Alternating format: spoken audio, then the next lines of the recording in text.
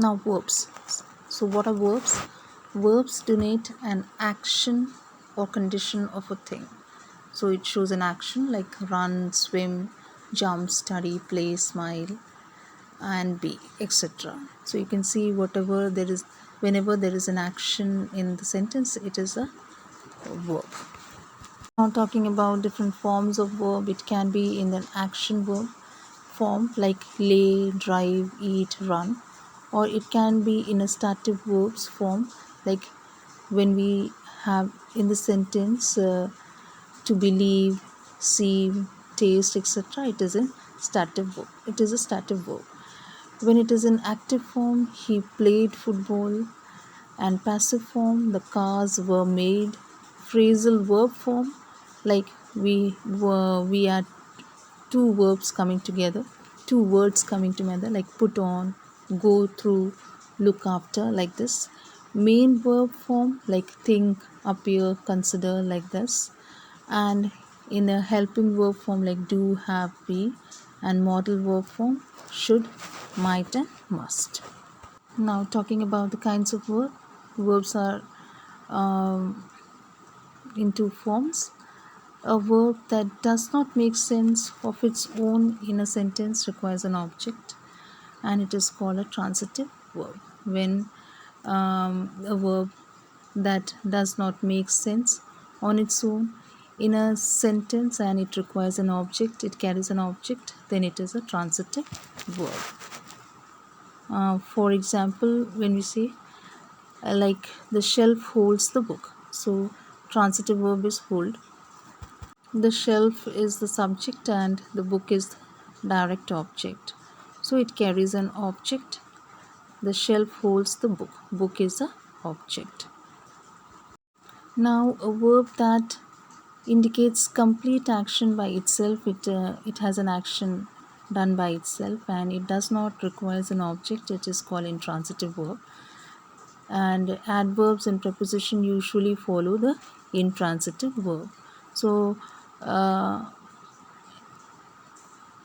ly forms as well as prepositions, when it is used, it is in intransitive form. Preposition like to is used in the verbs together with the to of the verb. Like you can see in this particular sentence, my sister cries loudly. Adverb is used ly. So subject carries a verb in this. So it is an intransitive verb. It stands by its own, carrying a adverb. It don't carry an object. Now here in this, a transitive verb is incomplete without a direct object. So transitive always carries an object, whereas the intransitive verb uh, makes complete sense without a direct object. So it does not have an object, but it makes sense in the sentence. Like we watched, it is a transitive verb, incomplete without direct object. I jumped in excitement. It is intransitive verb, makes complete sense without a direct object. So you can see here the difference. Now to make it more clear, you can see more example. Transitive, the boy flew kites. Intransitive, the bird flew away.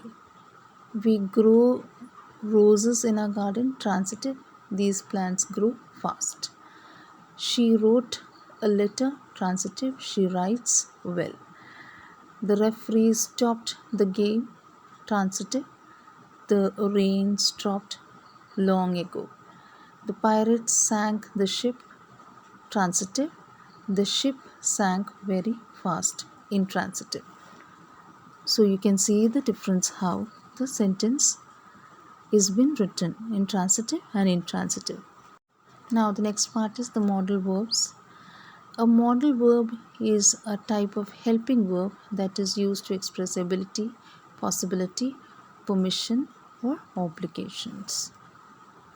Now, for example, for ability, we use can and could. Like David can speak 3 languages and he could speak fluent French when he was 5. Now, the type permission, for permission, we use the modal verb can, could, may. Like, can I sit in that chair, please?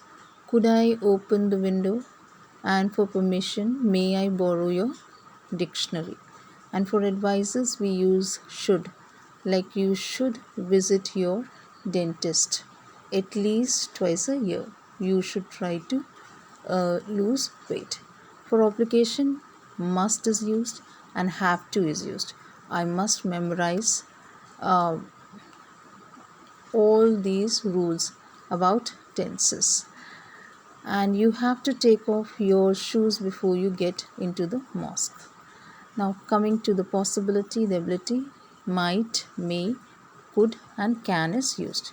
It looks nice, but it might be very expensive. Richard may be coming to see us tomorrow. So, these are some of the types and the modal verbs with examples. Now, next is the modal verbs asking permission. There is a formal permission as well as informal permission. Informal means can. Can I borrow your pen for a minute? Can I speak to John Wilson? And a formal request permission is that may I ask a question, please? And may we go home now? And the polite one is when we say could I please have a glass of beer? Could I open the window? And polite in the case of would would you mind if I ask you something? So this is how you have to use. Other two type of verbs are finite verbs and non-finite verbs. Now, talking about what are finite verbs. Finite verbs function as the main verb in the sentence. Whatever the main verb are there in the sentence, it is a finite verb. It shows a tense, it shows what type of tense it is and how it agrees to the subject. Like we studied, it's past tense.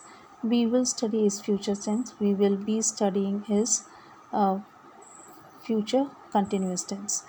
A simple sentence has one finite verb. A finite verb makes a sentence complete. So it have one simple sentence has only one finite verb, and the finite verb make the sentence complete. Now, what is a non-finite verb? Non-finite verbs does not show tenses. It does not show tenses. And she asked us to study. Asked means it is a finite verb. To study is a non-finite verb. Mostly to is used, which tells that it is a non-finite verb. Other than that, a non-finite verb cannot stand alone. It does not stand alone. It has a main verb in the sentence. Mostly when there is ing used, it is called a non-finite verb. My brother cleaning his car. So here you can see ing is used, so it is non-finite verb. Now other sentence also tells the same thing. We add a helping verb to a non-finite verb to make a finite verb. Helping verb is used like to is used, like we studying ing, it is non-finite verb. Here in the next sentence we are adding helping verb to the non-finite verb to make it finite. We are studying, then it becomes a finite verb with a complete sentence.